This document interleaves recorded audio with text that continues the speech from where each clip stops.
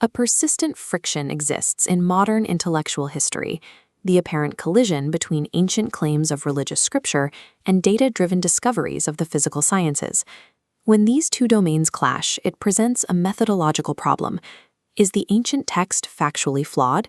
Is the scientific understanding somehow incomplete? Or is the interpretive framework we use to compare them completely broken? The early 20th century scholar Bediüzzaman Said Nursi addressed this exact problem in his foundational theological collection, the Risale-i-Nur. Nursi argued that this perceived clash between science and scripture is entirely artificial. He diagnosed it as a byproduct of two distinct errors: a failure to define the strict boundaries of scientific progress and centuries of undetected historical contamination in scriptural exegesis. To dismantle this illusion, we have to examine two key arguments from his work: the second premise, which deals with epistemology, and the third premise, which addresses textual corruption. But before analyzing how we read ancient texts, we must first accurately map how human beings actually acquire and build scientific knowledge. Nursi's second premise establishes the mechanics of advancement within the physical sciences. Creation exhibits an innate drive towards physical perfection. Scientific facts strictly follow a law of accumulation over centuries.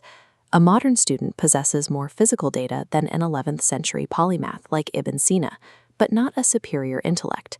We simply rely on axioms established by previous generations. Progress in the material sciences is like lifting a massive boulder. It demands the combined effort and accumulated leverage of thousands of minds working together through history. But this law of accumulation has a strict limit. Mutual support and the collection of physical data play absolutely no role in the attainment of spiritual truths or intuitive knowledge. Applying a purely materialistic framework to evaluate an abstract spiritual claim is a severe domain error. It is equivalent to asking a mechanical engineer to diagnose and treat a biological illness. When an investigator searches for every truth strictly within corporeality, they lock their intellect inside their physical senses. Those physical senses are, by definition, blind to non-physical realities. Recognizing this firm boundary between cumulative material science and spiritual reasoning prevents the intellect from atrophying. It stops investigators from forcing two disparate domains into an artificial conflict. If the domains of material science and spirituality are structurally distinct, we must ask how Scripture became so entangled with physical literalism. This is the subject of Nursi's third premise. Early Islamic thought approached the Qur'an through its pure, native Arabic. Scholars grasped its linguistic metaphors intuitively. They observed the physical universe simply to find evidence of a creator, what Nursi calls the indicative meaning, without trying to extract technical scientific data from the verses. This intuitive reading was eventually disrupted by two major vectors of external contamination.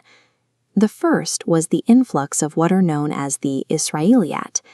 These were unverified historical accounts and myths drawn from ancient Israelite traditions, brought into the Islamic community by scholars who had converted from other faiths.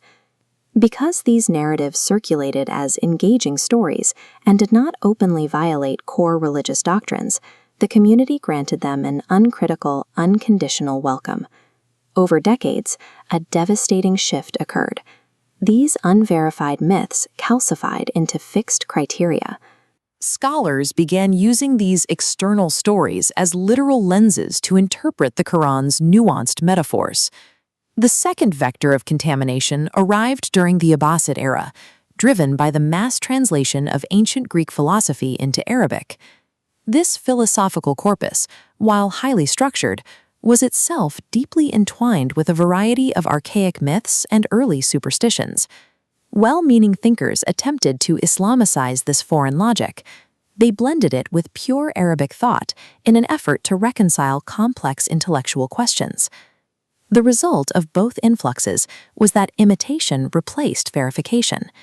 Interpreters abandoned the native eloquence of the text, stretching and forcing verses to align with distorted folklore and alien Greek logic. The rigid literalism that seems to collide with modern science today is not the original intent of the scripture. It is a historical artifact, left behind by centuries of mythological and philosophical infiltration. Nursi highlights the absurdity of applying these alien frameworks through a traditional Kurdish analogy about a honey thief. A man steals honey from a neighbor and hides it inside a hive filled with bees that produce nothing. When questioned, he points to his hive and says to his bees, "You just do the buzzing, and I will provide the honey."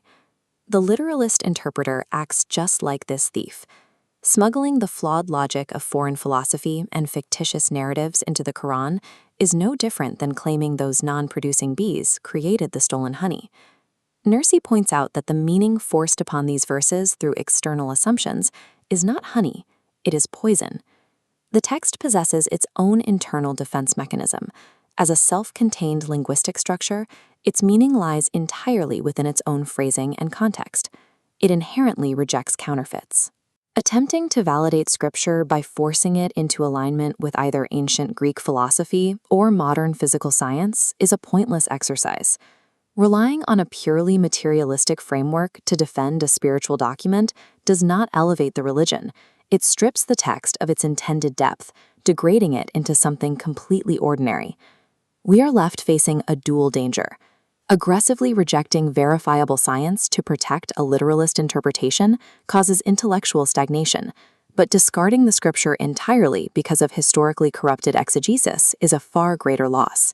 To navigate this, classical Islamic methodology relies on an established failsafe, which Nursi calls the first premise. The rule is precise. If a genuinely established scientific truth appears to conflict with the literal reading of a verse, reason takes priority. The scripture must then be subjected to interpretation, reading the verse for its metaphor and intended spiritual guidance. Time itself acts as an interpreter. Each era uncovers new dimensions in the text based on its specific historical and intellectual demands. Because our current era is dominated by the physical sciences, the age where a solitary religious scholar could interpret the text alone has passed. Nursi proposed a modern structural solution to this problem, the convening of what he termed a parliament of scientists. This would be a consultative body comprised equally of specialists in the natural sciences and experts in religious theology, working in continuous dialogue.